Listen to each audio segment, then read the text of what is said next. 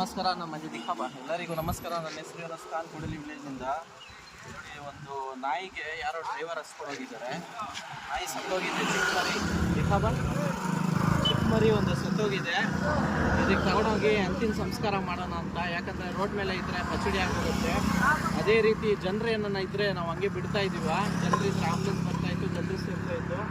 ನಾಯಿ ಸತ್ತರೆ ಯಾರೂ ಬಂದು ಎತ್ತೋದು ಇಲ್ಲ, ನಾಯಿಗೆ ಅಂತಿಮ ಸಂಸ್ಕಾರ ಮಾಡೋದಿಲ್ಲ. ಸೊ ಇದಕ್ಕೆ ತಗೊಂಡೋಗಿ ಒಂದು ಅಂತಿಮ ಸಂಸ್ಕಾರ ಮಾಡೋಣ ಅಂತ. ಸೊ ದಯವಿಟ್ಟು ಯಾವುದೇ ರೀತಿ ನಾಯಿಗಳು ರೈಲ್ವೆ ಲೈನಲ್ಲಿ ಯಾರೇ ಇರಲಿ ದಯವಿಟ್ಟು ಓಡಿಸೋದು ಹುಷಾರಾಗಿ ಓಡಿಸಿ. ಯಾಕಂದರೆ ಅದಕ್ಕೂ ಒಂದು ಪ್ರಾಣಿ ಇದೆ. ಸೊ ಈ ಅಂತಿಮ ಸಂಸ್ಕಾರ ಮಾಡೋಣ ಅಂತ ತಗೊಂಡೋಗಿ